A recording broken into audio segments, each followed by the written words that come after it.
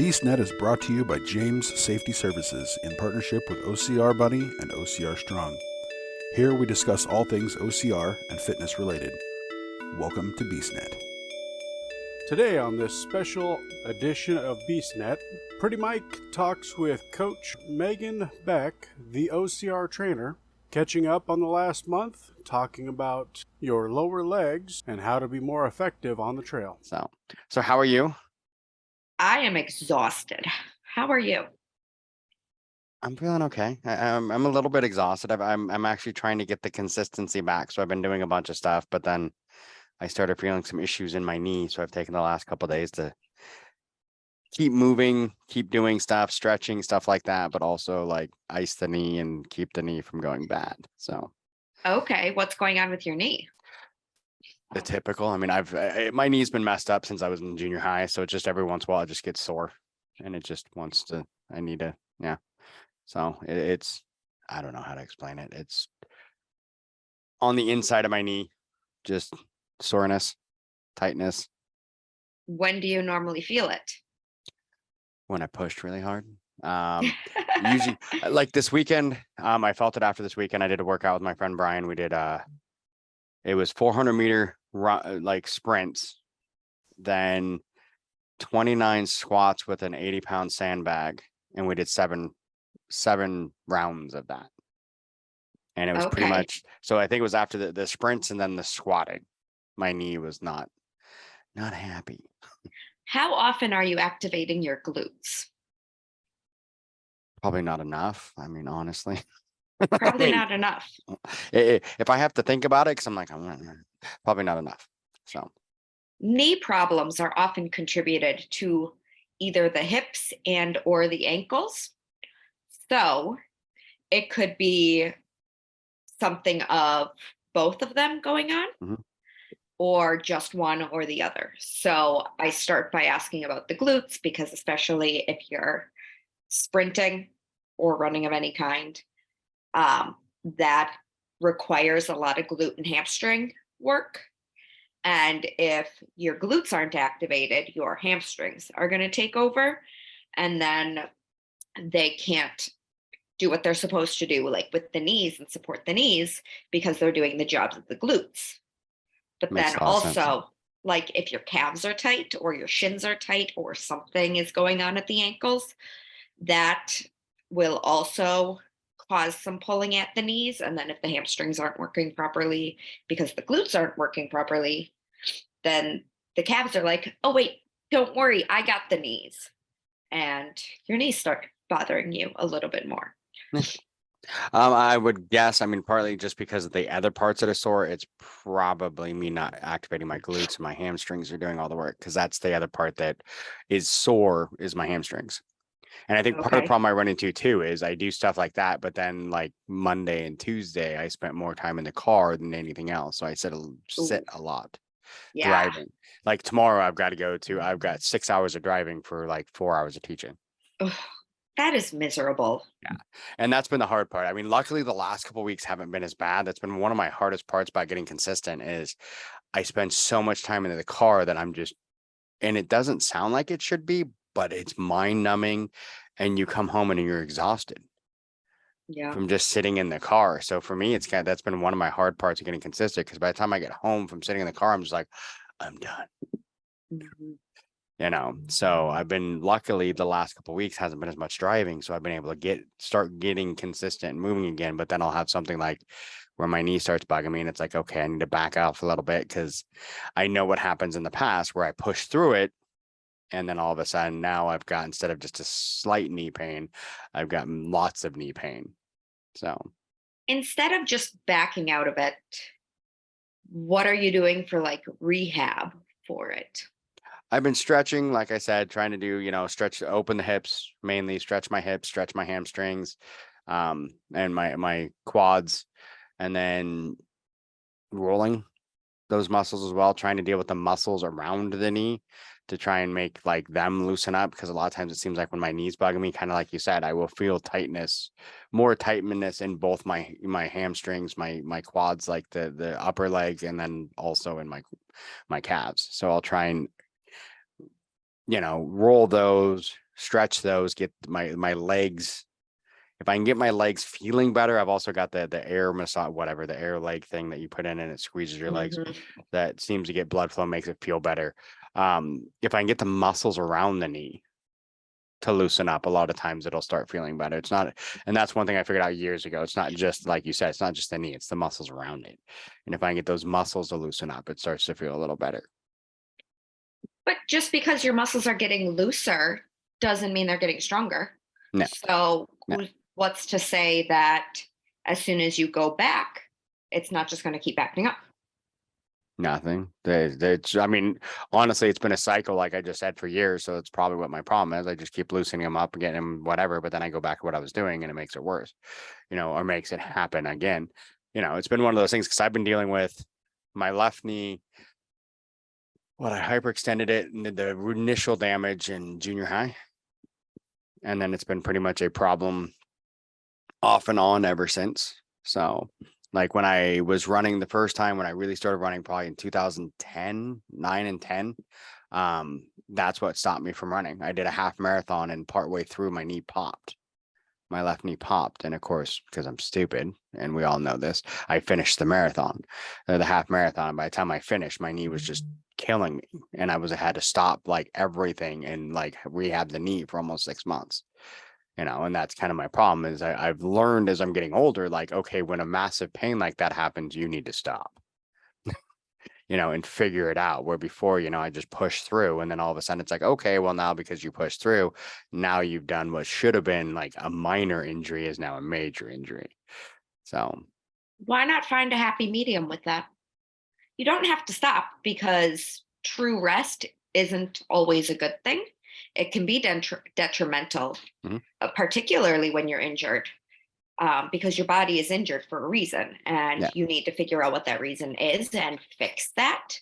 If your doorknob falls off, you're not just going to be like, oh, oops, I don't have a doorknob. I guess I have to wait until I get another doorknob put in eventually or whatever, or just Sure. keep living without a doorknob. Like you're going to go and you're going to fix the doorknob so you can use it again. Same thing, there's a problem. Let's figure out what that problem is and try to fix it so you can use it instead of just wait and see what happens. Um, we've talked about it before. And I apologize if anybody listening is a chiropractor or whatever else, but more times than not, and there are good chiropractors, but more times than not, chiropractors make their money because they adjust somebody, send them on their way and say, okay, I'll see you in a week, 2 weeks, 3 weeks, 4 weeks. And they stay busy by continuing to have people come back because, oh, you made me feel great in the moment. And then after X amount of time, it comes back and I need to get it again. Yeah. Well, they're not hairdressers. They're there to fix your body. They should be giving you the exercises to hold on to that adjustment for as long as physically possible. A physical therapist, they get that doctor's script, says, okay, we're going to fix this. Once this is fixed, okay, I'll see ya. It's not like, hey, check back in with me for a month. It's no, you have all of the tools you need. You are fixed. Go on your way. Yeah. But chiropractors are like, I'm going to adjust you. And then you're going to come back and I'm going to adjust you again. When really you want to hold on to that adjustment for as long as humanly possible and no longer have that issue. And that's one thing is I did have that. It's one of the reasons why I really, as one of those people, I don't like going to chiropractors, because when I was younger, I had that. We're a chiropractor that just kept like adjust. And I kept having, all of a sudden my back would start to get bad. So I'd have to go back and then back. And finally I went to a different one and they're like, well, here, let me do this. And then to help do these exercises. Like I said, there are great chiropractors out there. I want all chiropractors to be like that one that you saw. Yeah. The only exception for all of my clients, if they are pregnant, I say, hey, go to the chiropractor as long as they are prenatal chiropractics, because when you're pregnant, your body is going to go through some really messed up things. Yes. And you need some quick relief and adjustments. And then hopefully that is going to cause less damage over time, because You're going to get adjusted, and you know your body is going to keep going through that damage. If you can get adjusted back to square one, it's better than continuing to compound, but every pregnancy is different. So Yeah. that is my only exception for chiropractics. Yeah. Otherwise, do your research and make sure that a chiropractor is giving you the tools to hold on to the adjustment and not just adjust and go back. But right now, what you're doing with your knee is adjusting and And going then back. going back. Yeah. Yeah, that's very true. I mean, and it's one of those things. It's just been, we get in those cycles. It's what I've always done. It's just like, okay, it bugs me for a bit. Okay, put some CBD on it, rub it in there, put a break, use a sleeve for a couple days. It'll start feeling better in a couple days, and then I can go back to what I was doing. And then eventually I'll push hard enough that, okay, nope, I did it again. Now I need to go back, and now I need to redo it. And that's just kind of been what I've always done. So it's kind of like you said, it's finding that, okay, just because it's what you've always done, and I'm famous for this. I say this all the time because I'm in construction safety. Just because it's what you've always done doesn't mean it's right. The definition of insanity is doing the Yep. exact same thing over and over and expecting different results. Exactly. So I mean, I'm definitely doing what I shouldn't be. I should be finding, the issue with the knee and fixing it. Mm-hmm. You can reach out at any time. I am happy to send you Yeah, stuff. no. I have can been- probably list off right now without Oh. looking at you what you should be doing. Oh, I can guess. It's probably more workouts with the. It's probably what I already sent you. Yeah, which I have been doing. I haven't. My problem is Good. I haven't.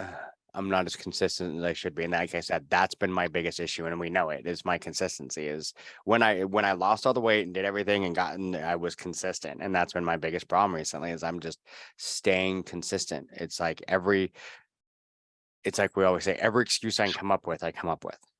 Yeah. And it's one of those. It's just been, for whatever reason, something happened in my brain, and I'm just trying to get my mentality back to where it should be, of consistency. And I think part of it is one, the plans of like moving everything else this Mhm. year. There's a lot of up in the air, and I'm not signed up for anything. I'm signed up for like 2 races, and that's it. And normally by now I'd be signed up for 8, 9, Mhm. a huge race season coming up. I haven't signed up for any of the triathlons because I'm not sure where I'm going to be.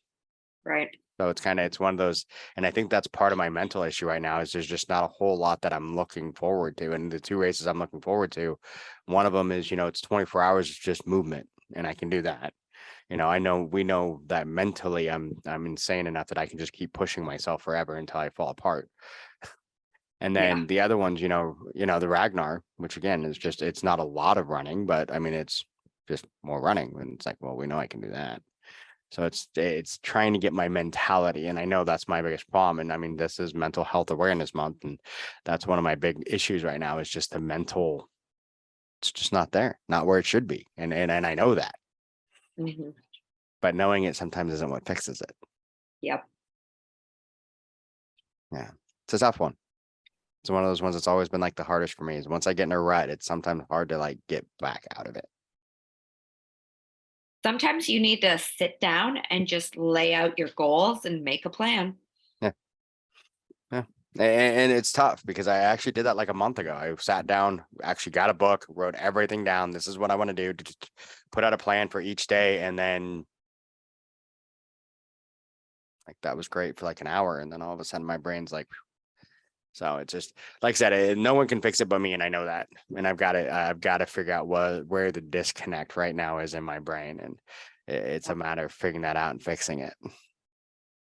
Okay.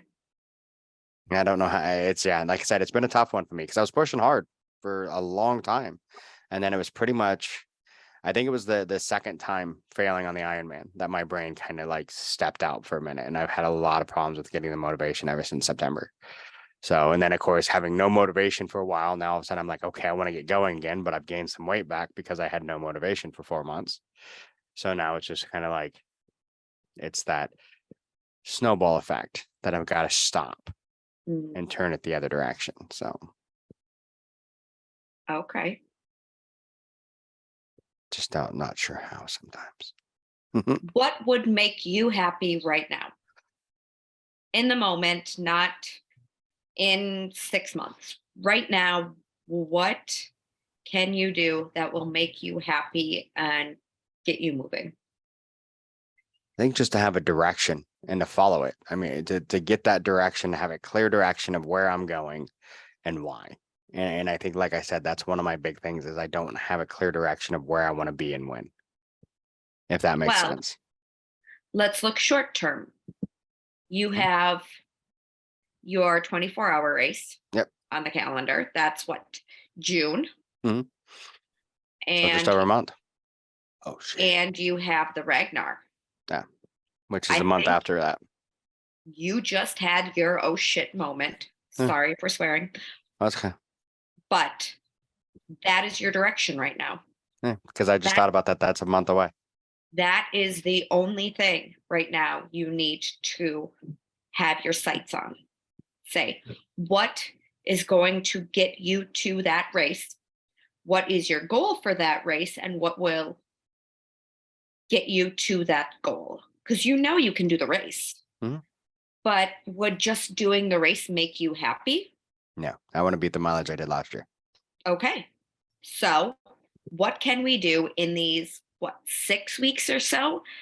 7 weeks? I don't know. I'm not looking at the calendar, but I'm what not can either, we but do in those 6 to 7 weeks to get you there? I need to build up my endurance, build up my distance and my hills.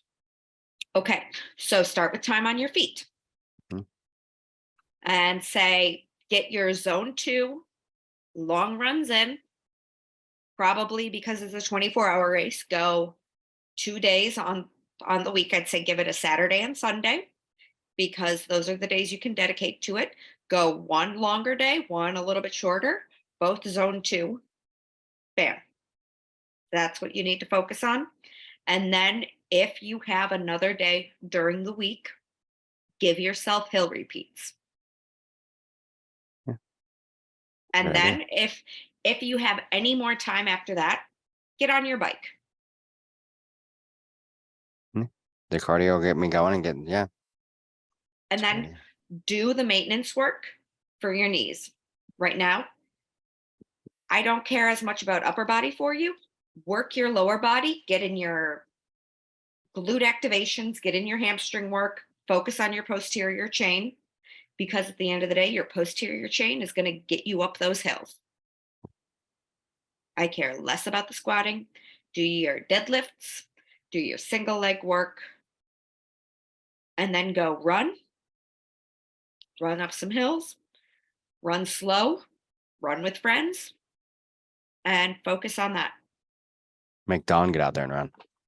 There you go. Yeah. It's not a good idea. That's a good idea. Just need to get moving. And that's the thing. Like I said, I think it's one of my biggest problems. I just haven't had that. But like you said, I just had that oh shit when I'm like, oh, that's like a month away. So I definitely needed to get ready for that. Yeah. And especially if you're moving, you don't know if you're going to be able to come back to Washington, in 2024 to run the race again. Give this everything you've got. And my goal is I want to beat the mileage that I did last time. I had 37, I think, miles. Okay. in There you LA. go. That is a goal. Focus on that. I like to hit 50, but it's a lot of hills.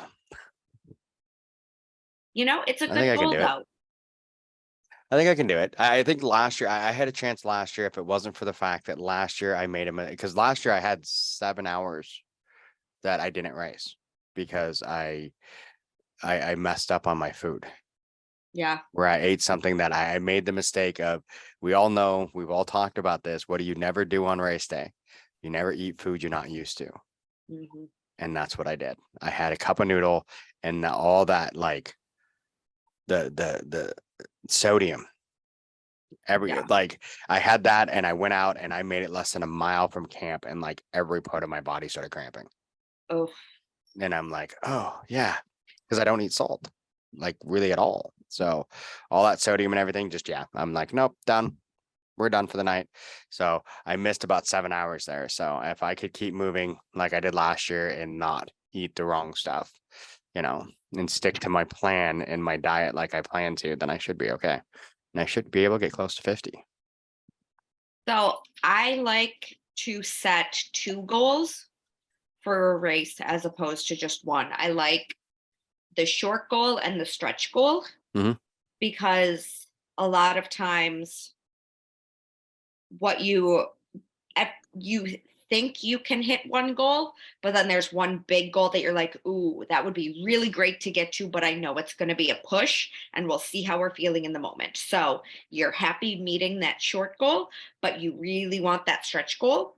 I had a client that ran the final fit, and every year for the last 3-ish years, she signed up for the fit multi lap, but quit after 1 lap.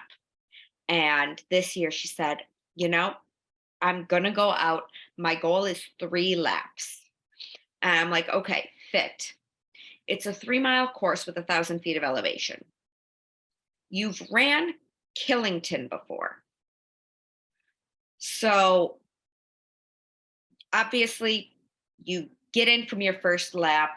You haven't gotten out to your second lap. So instead of thinking, okay, 1 lap, pit, and go out again, have everything you need for your second lap already on you. Come in from your first lap, immediately go out for your second lap. Your goal right now is 3 laps. So after you come in from your second lap, you can grab some more food, go out, get that third lap in. So I'm running the ultra at Fit. So I'm checking in with the clients that I see, but like it's not my biggest concern. Yeah. I come in from my like 5th lap, and Fit wasn't particularly a good race for me, and we'll talk about that too if we have time. But I was grabbing some food, and this client comes into my tent, and she's like, Megan, I got 3 laps. I feel great. Like it was so awesome.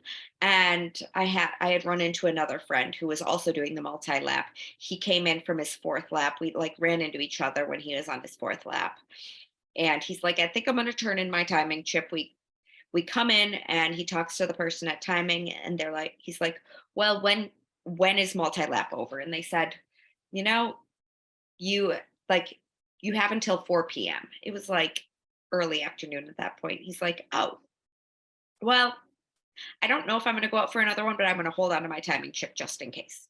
Mhm. Like, okay. So he ended up going out for a 5th lap. So we're there refueling at this time. And she comes up and she's like, I feel great. I'm like, oh, well, then why don't you go for another one? She's like, well, 3 was my goal. And I already turned my timing chip in. Like, but you have time on the clock. I knew you could do 3 laps. You've run Killington. Killington is 6,000 feet of elevation gain Mhm. over, 12 to 17 miles.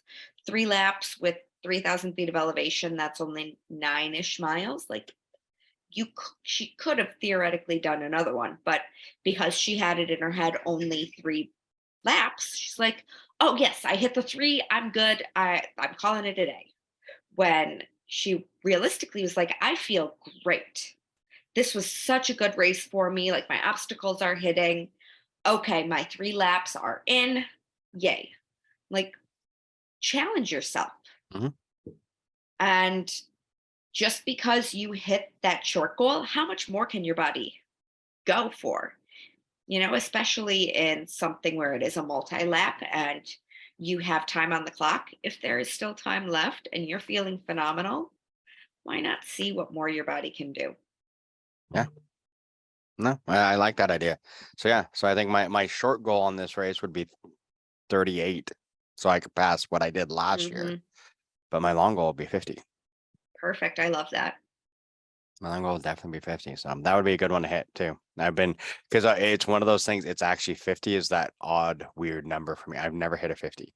Really? Yeah, no, the longest I've done, I went for 50 with Dawn once, but at like 42, I think it was, my hip gave out. Like Okay. just locked up. I couldn't move like my whole left leg. My hip just locked and I'm like, I can't, you know. And then Last year and the year before, I ran my age, so 43 and 44 miles. Mhm. But I've never gone for the full 50. And this year I didn't do the 45 because in December, I mean, I just wasn't in that spot when I normally Right. do it. I just mentally and physically wasn't in a position to run the 45. So I've never hit the 50. I've always wanted to. It's like one of those, it's on my bucket list to hit the 50. And this would be a great event to do it at. So It would. If you don't hit it there, though, you should hit it at World's Toughest Mudder. I want to, which is one of those things. When is that? Maybe That's in, let's just do both. yeah. World's Toughest Mudder is in what? November? November. First And if weekend in everything's the way November. it's supposed to be, that's in Dallas, right? Hey, you said you're going to be there. I'm going to be I'll there. be there. You're going to I'll be be there. there. I'll be there. I'll be there. That'll be an awesome one. I'll be there. We'll hit Yes. 50. Yes, you're So going to hit 50. it'll be good. It's just like I said, I've got to get out of my head. And that's been one of my, and we know how it is. I mean, and a lot of people miss that. And I mean, with this being Mental Health Awareness Month or whatever, we miss the mental side. Physically, most of us can do all of this Yeah. if we could mentally convince ourselves, and it's not even just convincing ourselves, it's mentally knowing we can. So most time when we don't make and we don't do something, it's because mentally we've stopped ourselves. Yeah. That's why I tell all of my clients when they're running any kind of ultras in particular, sit down beforehand and make a list of everything that you can think of that can derail you. Mhm. Because more times than not, we already have all of these self doubts. Yes. And journaling alone is such a phenomenal tool to work through that kind of stuff. But, we go out on all of these long runs. We're in our heads. We know what we're experiencing, and we need to devise a plan to get around all of that. So when it does kick in, you already know what to do. Mhm. It's like, oh, okay, I don't think I have any support from family and friends. And then who knows, maybe you say, hey, can you text me at this point or this point or, whatever else. Like if it comes down to having a family member's like necklace or something on you that you can just like hold and be like, no, they're with me. Or Mhm. have somebody write little letters for in your pit. And every time you go into the pit, read something from somebody else. Yeah. Or, put it all around your bin. Like something that is going to say, like, my family and my friends are with me. They're supporting me. They believe in me. Or, if it's your own self-doubt, like, oh, my pace is too slow. Um, have something that you can do or see or a mantra or whatever else that'll pull you out of that. Yeah. It's one of those ones everyone always laughs. My mantra, just keep swimming, from the Finding Nemo. Yeah. It's one of those ones when things aren't going well. I mean, I've had people, they'll hear me because I'll start just almost in a way chanting it and under my breath. Hmm. Just keep swimming. And it gets me, it's calming in a way, but it's that rhythmic and just gets me out of my own head of I can't do this, and just keep swimming, and then it just keeps me moving forward. It's one of those things a lot of people don't understand sometimes, just that positive sometimes. When I did my first marathon right before my 40th birthday, when I was like 290, 300, whatever, and did the first thing like 9.5 hours of hell. But started with two friends. One of them stopped at 13 miles because she didn't feel well. Dawn was the other one at 23 miles. His back basically seized up and he couldn't continue. So the last 3 miles, I was alone. Like literally, they're taking down the course in front of me. I'm it. It's like if you ever seen the movie Fat Boy Run, that's pretty much, run, Fat Boy Run. That was pretty much me. So I'm the last one like coming through, but I had my phone with me. And amazingly, it was like, it's almost like your friends know sometimes when you need them. And some of my friends started messaging me like, how are you? Like mentally. And I'm like, honestly, mentally, I am screwed. Like mentally, I was gone. I mean, I'm not ashamed to admit it's probably the one and only time I've literally flat out cried on a course Oh, because I was dead alone. They were taking down, like I said, they were taking down the course in front of me. They weren't even stopping the streets for us anymore because there was no one but me. Oh, So, and it was one of the most just, I wanted to quit. I wanted to be done. And this great lady who was, one of the course marshals that would drive and make sure we were all good. And they were handing me off back and forth. There was one on a bike and one in the car to make sure I was still safe. But they flat out said they're not shutting, like they will stay with me until I finish. But she asked me multiple times because my left ankle had locked up, but I still wouldn't stop. I just kept moving. And she's like, "You're limping. Do you want me to just take you to the finish?" And I'm like, "No." I'm like, "There's less than 3 miles. I'm finishing this stupid thing." But it was like sometimes, our brain will push us where our bodies won't. And that's kind yeah. of one of those times where it's like mentally, I'm like, I know mentally I can push myself.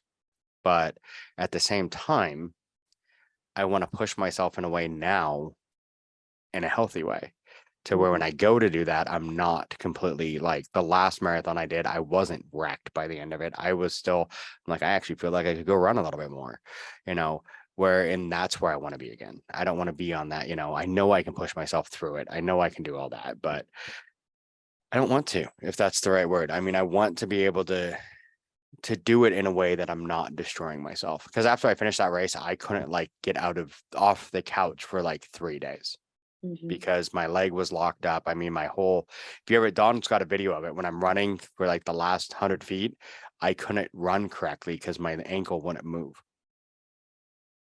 So, and it's one of those that sometimes we push ourselves to a limit. And sometimes, we look at that and it's like, yes, mentally we can do stuff, but at the same time, mentally we want to get ourselves to where we don't have to push like that, if that makes sense. So, Mhm. yeah. Well, you have that now, so you can use that as a mental driving force. Like, Yes. I did this, so I know I can do this. But also, you can use it as motivation to train for all of your races and say, I never want to get to that point No, where I'm having to fight through the pain. no. I want my body to be healthy. I want to train my body specifically to do this, but to go longer, even. Yeah. And that's where I want to get to. And that's one thing like with this event. It's because it's constant. But I mean, there's stops in between. You can stop in the middle and take breaks and whatever at camp and eat and all that. But I mean, it's 24 hours and as many miles as you can get. Hmm. So it'll be a fun one. So now I have a question for you. You Yes. mentioned it, but so what happened to fit? So You said it wasn't fit. a great one. So I'm like, now I'm Yeah. curious. So I was feeling decent the week leading up to it. I mean, I Mhm. didn't put any pressure behind fit because it's it was more of a fun race. Like, it was the last one. I've never ultraed there before. Diamond Hill can be really intimidating because, like I said, it's 3 miles, 1,000 feet of elevation, but the climbs aren't just like gradual climbs, they're straight up, straight down. The descending is super technical, like break your ankle kind of technical descents. Um, you can like hands and knees climb those, like it's bad at times. So, I was just mentally preparing for that. Mhm. Um, the week leading up, I was fueling. I got all of my ultra food ready. I bought fruit to eat my water. The day before, I had like an entire thing of pineapple. And that night, my stomach was just like, oh, I hate you right now. I tried to sleep, tossing and turning all night. Like, my stomach just was not behaving. I woke up that morning and I have like a very set routine. Like, I wake up, I take my athletic greens, I throw some beets into my athletic greens, and particularly when I'm going to run, I really want to get those beets because it helps with your aerobic performance. Mhm. But if I'm not feeling well, the beets sometimes will make me vomit, and my stomach was like, no, you can't put anything in your stomach right now. So I wasn't able to get my athletic greens and beets. I had my friend who was coming with me to pit. He picked up a breakfast sandwich and some coffee. And typically that's like my normal pre-race meal, especially when I'm going for an ultra versus just a shorter race. I eat a full breakfast sandwich, eggs with a protein on a bagel. It fuels me for the entire race, whatever. I tried eating it like as we're getting to Diamond Hill, which is an hour drive. And like I couldn't eat at all. Um, so we're putting the everything together and it's getting close to race time. And I'm like, I still haven't eaten and I'm about to go out for 12 hours. But I couldn't, like, my stomach wouldn't let me put anything in. I wasn't hungry. I just had no desire to eat at all. So I mixed up all of my, you know, hydration. I tried to drink some coffee. I grabbed a couple clementines because I eat those every morning. Like, I need something in my system. Like, the good thing is, this is only a 3-mile loop. So I can bring some stuff with me, but I can refuel in between every lap if I need to. It's, do what I can. So I go out on my first lap and it's so slow. I'm struggling. I'm not hungry, but I can just tell that my energy is not there.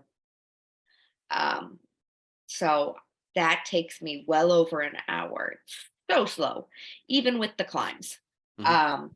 So I come back in and I grab some applesauce and some gummies, like gummy worms or whatever. And I'm going up the first climb on lap 2, take a squeeze pouch of applesauce and I'm eating some gummy worms. And it's not really sitting well in my stomach. It's taking me a while to eat the gummies. Um, Again, it takes me super long to finish that lap, but I'm obstacling, I'm climbing, I'm running when I can. Lap 3, I come in and I just can't eat anything. So I start up the climb, and this is when one of my clients caught up to me and was like trying to run with me, and I end up vomiting every couple of yards. Like, I'll be running and it's just like pineapple is like vomiting up and I can't stop it. Um, so I run when I can, hike when I can. I just think to myself, just keep moving. Like, my head is spinning. I feel like I'm gonna bonk. I've never bonked before, knock on wood. I never bonked before, but I'm like, I feel like I'm going to bonk. Like, I could lay down right now and fall asleep.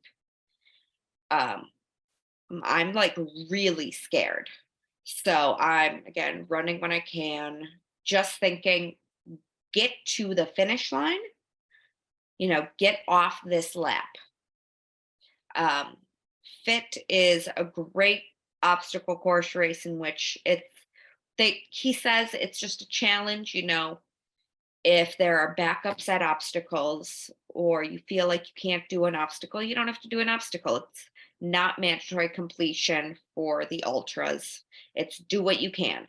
Yeah. The mileage is more important than the obstacles. There comes a time where they shut down all the obstacles because of safety and like with the darkness and everything else. It's like, do what you can. So I'm like not thinking about obstacling. I'm trying to do a couple of them. Like, I did the Gibbons. I did a couple like walls, destroyer, that kind of stuff. But I'm like, I just need to get off this lap. So I cross the finish line and I go to my pit and I got some ginger seltzer water, which did not know that people don't realize that seltzer water is actually water and not just an alcoholic beverage. It's like two different things. There is like a real legitimate seltzer. Because Mhm. I told people I had seltzer and they're like, "You're drinking on course?" I'm like, "No, I'm drinking seltzer water." Hmm. So That's funny because I've never actually thought of it as alcohol. yeah. It must be like I don't know. Like the hard seltzers. People just think that Okay. like a Yeah. hard seltzer Yeah. is like what we talk about when we say seltzer, but like in New England, we absolutely adore seltzer water. It's carbonated water. Yeah. Tastes totally different than mineral water or sparkling Mhm. water. Seltzer is not sparkling water, totally different. But yeah, so I had ginger seltzer water, and I forced myself to eat a slice of pizza, and my stomach was feeling so much better after that. So finally, I was able to get some kind of life, and I head up onto that lap, more energy, and that's when I run into my friend. So I do 2 laps with my friend, and then I'm just thinking, okay, I only need to get to 8 laps to get a buckle. So I'm just focusing on that. Get through, you know, these 2 laps with my friend. I think, did I meet him on? I met him on his fourth. So I met my fourth, I was fine. Fifth, met up with him. Sixth, I was out with him. By 7, I'm like, I only need 2 more laps, and I get my buckle. Perfect. And I'm staying really consistent for the most part. Lap 7 was definitely much faster because that was the first time that I was like pushing myself where my stomach was feeling fine. I was eating prosciutto. I was getting, some Oreos. I was taking some race fuel. I was keeping my hydration up. So it was like a whole new race. Um, so then I was just thinking, okay, I just have to get to 8 laps. I come in for my 7th lap, and Kelly Sullivan is walking back. She had just finished her 8th, and she's like, "I'm tapping out. I'm calling it. This course is brutal, and it's sounding like there aren't very many women that were gonna finish with their buckle, and the ones that were finishing with their buckle were going to 8." So I looked at my watch after 7, and I'm like, hmm, well, I have a- about 2 hours before the start line closes. I'm running pretty consistently, somewhere between hour 15, hour 20-ish laps. Said, okay, I'm going to go out on lap 8. And I'm hoping to get in before the start line closes. If I need to, even if I take a slower lap, if I only have 2 minutes to make it into the start line to get out on lap 9, I'm going to do it. Like push. Now you just got to get out onto lap 9, and then lap 9 can be as slow as you want it to be. Just make sure you have a headlamp because you're pushing yourself. As long as there is time on the clock, you are getting out onto another lap. So I'm like, okay, I'm not stopping at 8. I'm going to 9. So I went out, lap 8. Everything went great.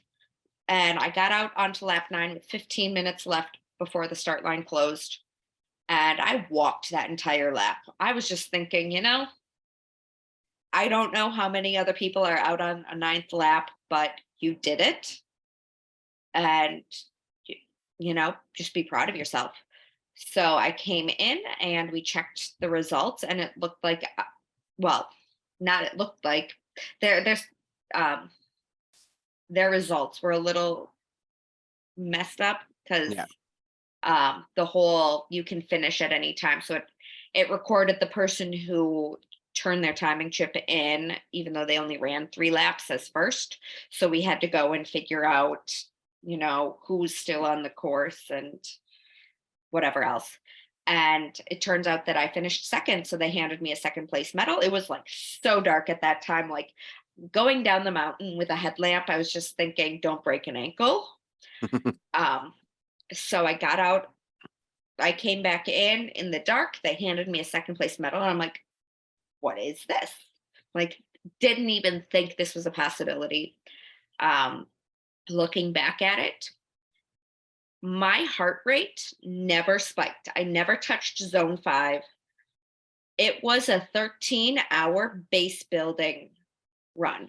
I stayed pretty much average in zone 2 the entire time, which is everything I wanted it to be because this was a training race. So I never like jacked up my heart rate. I never pushed myself to the point where, I was racing it and I still finished second. So that whole slow and steady wins the race. Well, no, but it got me the second. Yeah. And maybe had I not felt like garbage for the first 3 laps, I could have pushed faster and taken that first place, but I wasn't even thinking about podium at all. Yeah. Which, yeah, like I said, I mean, that's what I was thinking. I mean, who knows what would happen that morning, but I mean, but there's the other side of that is you pushed past it. It's one of those things. A lot of people would have been like, nope, I feel like garbage. I've done 2 laps. I'm done. I And have you're like, bigger goals. yeah, you're like, nope, I have goals. I want that buckle. I need to get 8. So I'm going to push myself to 8.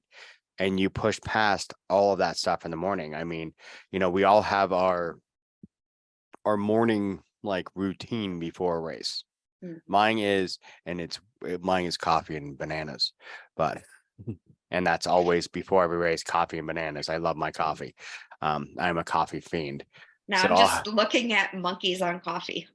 yeah, there you go. Yep. Coffees and banana. That's my start. I'll have coffees and a banana. And then I go run. And then, during the run, I have, a few things like I'll usually have pickled juice and some other things to keep me going. And, snacks. One of my favorite snacks. Hi, puppy. Is peanut butter sandwiches, stuff like that. So, I mean, we all have our things, but if all of a sudden things aren't going well, most of us are like, well, oops, guess we're screwed. But I mean, you showed that sometimes you just got to push through it. Yeah. And that's where, you need to know what your body can handle and, have that mental fortitude to say, okay, I only need to make it this far. Or, for me, quitting wasn't an option. I knew if nothing is going to stay down in my stomach right now, I need to put down soft foods that even if they're going to come up, the body is going to pull those nutrients like the second it's in the system and they don't need to break it down. Yeah. So, that's where I was getting a lot of applesauce. I was getting a lot of clementines. I tried the gummies, the gels, the chews, all that kind of stuff, just kept to softer foods and small little things. Like I had teeny tiny little Snickers and it was like, it's something. Yeah. And sometimes some of the foods, I mean, one of the things that last year that kept me going quite a bit, and it sounds really weird, at the Sisu event that I'm doing in June, was quesadillas. Yeah. It was just, and by quesadillas, I mean, it was just cheddar cheese melted in between two, Yeah. like tortillas. That was it. Yeah. And I ate a lot, like, because I didn't bring those. I usually have wraps, but they had these and they were making them. They're like, oh, you want some? And I'm like, yeah. And that was it was the cheese and just kept me moving, so. Yeah. I ate a lot of prosciutto that day. A lot of prosciutto, a lot of watermelon. Yeah. And now I know. I had my friend that was there pitting for me. His job was specifically to write down how I felt and what I took each lap. So now with Tough Mudder Infinity and Philly coming up in a couple weeks, I can look at that list and say, okay, I didn't touch this. I know I need all of this stuff. This is when I was eating it. And everything is just trial and error and figure out the proper timing because it's all going to that bigger plan for World's Toughest Mudder. Mm-hmm. And that's what a lot of people, I mean, that's one thing, that, for you is you've got World's Toughest Mudder and you've got this over here, but you're like, okay, I'm going to do this, and this to get me there. Yeah. And that's where I think a lot of people miss. And that's where I have problems sometimes is I'm like, oh, I want to get here. But then I throw a bunch of things in the middle before that really have nothing to do with this. Yeah. And that was my problem last year. My main goal was the Ironman, but I threw a whole bunch of Spartans, Tough Mudders, everything else in front of that. And then I'm like, really, none of those have anything to do with me getting over here. Yeah. And that's where, watching you, I mean, it's amazing to watch because, everything you're looking at, here's your goal and everything you're doing, every race you pick gets you closer to that. I always set my A race first and say, okay, what is going to get me there? How does this race fit into this? And like, World's Toughest Mudder is my A race. I'm still going to run OCRWC. That's B race.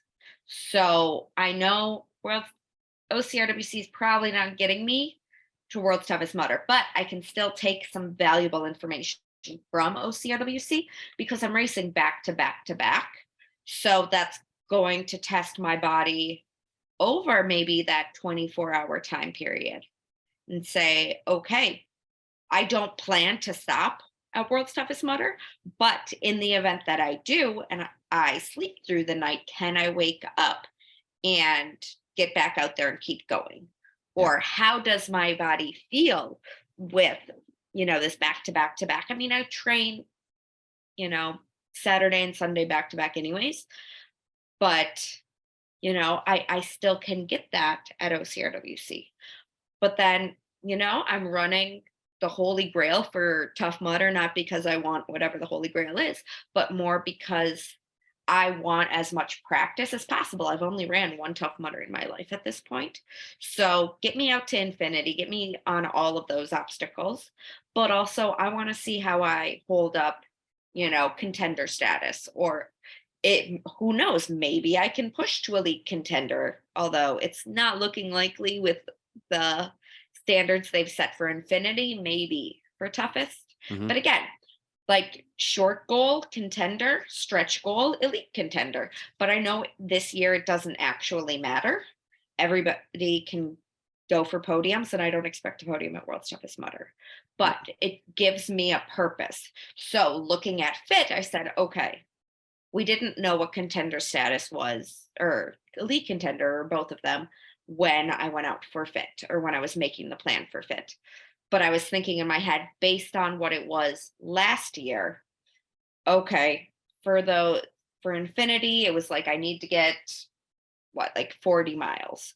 Well, if I run 10 laps at fit, that's 30-ish miles. But then they also say every 1,000 feet of elevation gain is like running an additional mile. So that would put me kind of closer to 40 miles in that physical preparation, even if it doesn't say it on my watch. So that was my mentality going out. And I said, okay, stretch goal for fit is 10 laps, but short goal, get the buckle.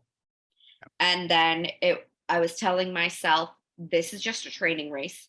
You can tap out at any time. You have permission to tap out if it's not feeling well for you.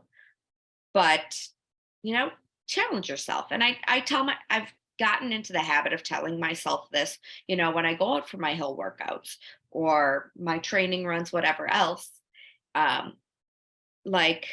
okay, if you get into that mental point or that physical suck where you're like, I can't keep going, you have permission to break stride.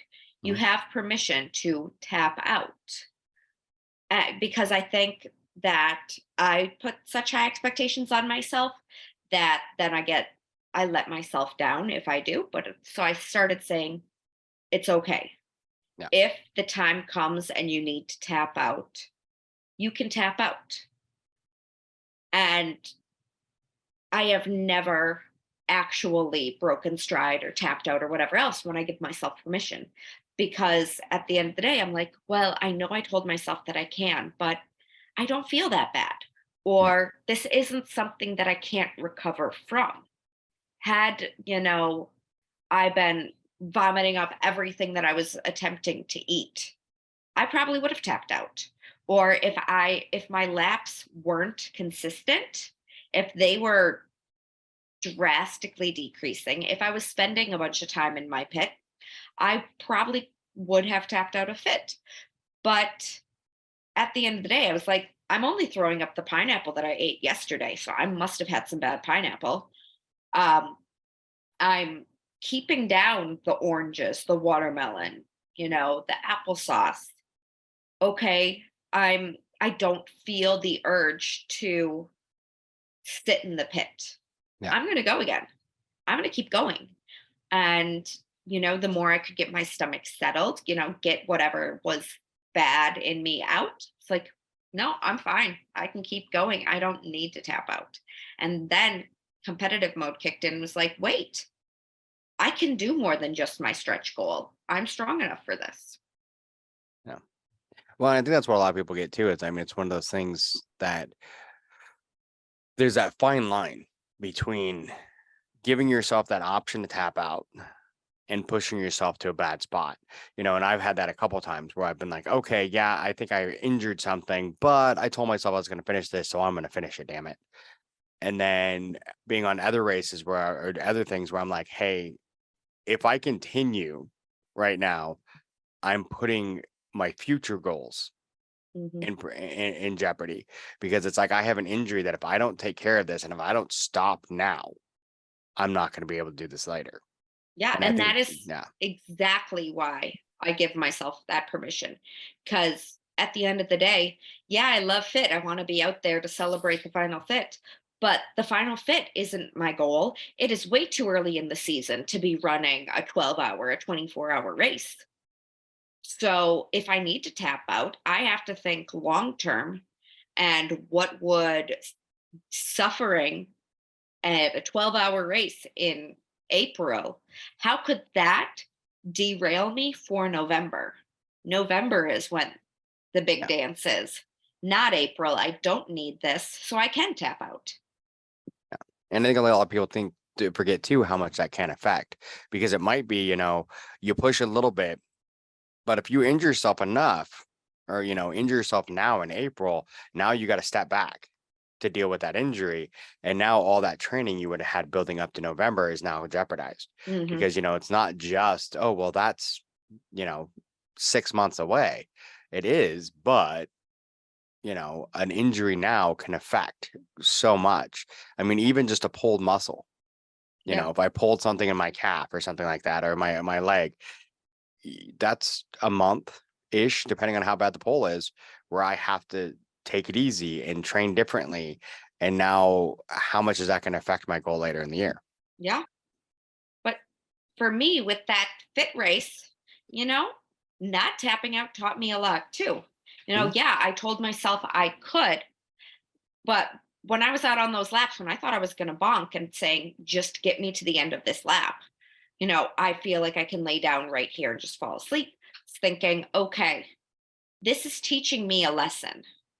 I know now, maybe don't sit and eat an entire carton of pineapple the day before a race, space it out a little bit. Double check the dates of the pineapple you're buying. Yeah. Um, then if you're feeling this in your stomach, you know, I know that I really enjoy applesauce and clementines, fruit juices, all of these liquid fuel, and that can help keep me going. But have something with me to make sure that I can get out and onto that lap and get back in. And if the lap is way too long, then I know that. Yep. But I was able to know, okay, if my stomach feels a certain way, this is what helps me. So I'm always going to have ginger seltzer. I will get on the plane with an entire case of polar ginger seltzer if I have to. Um, Whatever you need to do. yeah. Um, but I know that that works for me. And I know that I was able to calm my stomach with ginger seltzer and different fruits, and I could stay on my feet. Yeah. So now, if I get into a jam and I have an upset stomach out at World's Toughest Mudder, I'm going to tell my pit crew, hey, grab me some seltzer and hand me some applesauce, and let's Yeah. keep going. It's awesome. And that's the thing. It's all building up to it and learning. And that's what's awesome about it. And see, for me, I wouldn't have thought this seltzer, because my biggest problem, I know when I'm running or doing anything, I can't have anything with carbonation. Yeah. Carbonation makes me want to like hurl. So, but I don't know, seltzer might be different. It might be because and it sounds really bad, and people think it's disgusting. I'll take a Coke and let it like I'll drink the Defizz. Coke, but I'll let it defizz before I drink it. So Yeah. that'd be one of those. If I had a lap and I knew I was gonna be back in an hour, I'd pop the top. So by the time I caught back in an hour, I can drink the Coke and it'd be defizzed. Yeah. And that's what's funny. That's the only time I drink Coke. Usually it's on a race. I will occasionally, if I can get my hands on Canadian or Mexican Coke, Yeah. because I like the real sugar. The real sugar. Yep. Yeah. Yeah, I've talked to a lot of people who can't stand seltzer until they get out to an ultra and they're like, that seltzer is the best thing in the world. I might have to try And that. The bubbles really help ease the stomach. I crave carbonation after long runs. Like I will crave a Coke that is like fully fizzed. It's like, ginger ale helps to calm the stomach Mhm. a little bit. Same kind of concept, only seltzer does not have sugar. So sometimes I can't do too much sugar. So I'll have like the little cans of Coke if I need some quick sugar. And I think I had maybe one or two of those during the ultra, but I kept with mostly seltzer Cool. because I really want that carbonation. But I've had like the bubbly water, which is sparkling water, not seltzer, and it's just way too sweet. Yeah. So I need seltzer, not sparkling, which is probably not what my friend who works for AHA wants to hear, because she's like, "Oh, I saw that you drink Polar out on races. Can I drop off a couple cases of AHA?" Like, you can, but I'm probably not going to drink it. Yeah. Well, and it's one of those weird things you don't think about. I mean, it's random weird things when you're out in a race and doing stuff. Because like for me, I know I have to watch. I like a little bit of sugar while I'm doing something like that. But if it's going to be something I'm going to be doing a lot of laps, like the Tough Mudder Infinity or doing the Sisu in June, I have to limit it. If I Mhm. go too much sugar, I'll crash. Yeah. So it's like I have to have just enough to give me the energy I need. But if I go more than that, and then I'll have that sugar crash after like a lap or two, and I'm like, this isn't good. Yeah. Yeah. Awesome. And then we wanted to talk about the other thing, but I think we're running out of time. We'll have to do another one soon just to talk about the other. We will, but hopefully when we do talk, I'm hoping we have a date literally like when I wake up in the morning, because it was last week, Friday morning, I woke up to an email saying it's go time. Nice. Here is the photos. Post Sunday at 9 a.m. New Zealand time. And I went to the old Google machine, said, what time is 9 a.m. on Sunday, New Zealand? Oh, that is 5 p.m. here, Eastern Standard Time. That is the perfect time to post. Yeah. And the rest is history. We can officially talk about it. We just don't know a date when it is going to air. And they're still trying to figure out how it is going to air in the US. But there is this whole writer's strike going on, so I'm sure they're going to be needing a lot of extra content. I think so. So it's not that the writer's strike is definitely a bad thing, but it might be a help for you. Yeah. We want them to settle it all, but we want writers to get paid more. Yes. But while they are settling that and then writing all of their awesome shows to bring into production, why not just bring over this little old show from New Zealand and play it on, something that we can see US broadcast channels? Yeah. Because I want to see it. And I mean, that's one of those things. So we should plan a show to where we can have a full show just talking about that. But yes, so I'm not sure when we can have like the full conversation of what it was and what happened. Yeah, depending on when it is, I'm limited on what I can talk about until it airs. And like, I can't post about what happened until after it's aired for however many episodes I end up being on. So I can say right now, yes, I was on it. And if you guys haven't caught on by now, I was in a show in New Zealand last year when we were recording. We did record like one episode at least from New Zealand.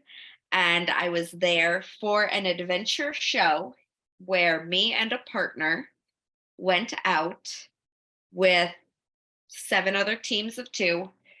We were handed a map, a compass, all of the supplies we would need to survive in the wilderness for X amount of time. They told us where to get to, like they gave us the coordinates. They took away our phones, our watches, all that kind of stuff. Said, get here by this time and don't get caught, because special forces were tracking us the entire time.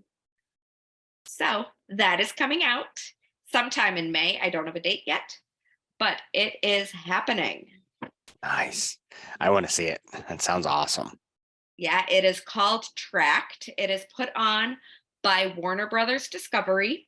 So hopefully it'll be on the new Max streaming service at the very least. But fingers crossed it ends up somewhere in the HBO, CW, Discovery, Warner Brothers universe on actual cable television. And yeah, if for right now, we know that it is going to air in New Zealand on a channel called 3. They're very basic over there. They have 1, 2, 3, something like that. But if you have a VPN, you can set it to New Zealand, and then you can log in and watch on 3 now. All right. Well, hopefully people get that. And then, like I said, once it airs a little bit and you can say more, we'll have a full episode where we're just going to talk to you about it. Yes, 'Cause now definitely. you're TV famous now. Yeah, I'm kind of, sort of, maybe almost not really a reality TV star in New Zealand. Nice. Yeah. I'm really not. I don't But, think you know. anybody's going to recognize me. Yeah, it's But okay though. We know maybe you're the green famous. hair. We know you're famous. That's what matters. But hey, New Zealand, if there are any obstacle course races that want to send me over as like the celebrity showing up at all your obstacle course races, I would gladly do so. Oh yeah. I hear it's gorgeous down there. And I know we talked about it a little bit that when you were there, we could talk about that you were there, but not why when you were down there. So, and I know when we talked about it, you talked about some amazing things down there and it's gorgeous. So It is so beautiful. no. Oh, I never thought Someday. I'd be running up and down a mountain or a volcano, but I did that numerous times. I can't talk about all of the other places that I went to just yet. But I did things that never in your life would you have imagined doing. I went to some truly spectacular places. then now I really definitely want to watch and definitely want to talk about it. So, all right. Well, as always, it's been amazing talking to you. I mean, Yes. we've surpassed the hour that Dawn always tells us not to. I apologize, Don. Yeah, you'll have fun with it. So And I'm All right. sorry that Titan is freaking out right now. it happens. He's just saying hi. He's saying hi. Hi. All right. Well, thank you. We'll talk again soon. Yes, It's definitely. always a blast. And yeah, I guess we'll talk soon. And is there anything you want to say to the listeners before you go? My name is Maggie BATC. I'm the OCR trainer. If you haven't caught on to that by now, Thanks, we never announced you. yeah, go set your A race and plan your schedule around that. And let me know if you need any help with aches, pains, injuries. Do not just let them rest. Yeah, don't let him rest. So not like I do. Yeah. I'm looking at you, Mike. Yeah, I know. I will take care of those. Yes, please All do. right. I will. All right. Well, thank you. And I will talk to you soon. We will talk soon. All right. Bye. Bye. Thanks for listening to the BeastNet podcast. If you haven't done it yet, find us on Facebook, like and share the podcast. Give us a review on iTunes or Spotify. All these things will help to expand the show in the future. Don't forget to subscribe and let us know what you think and what you'd like to hear.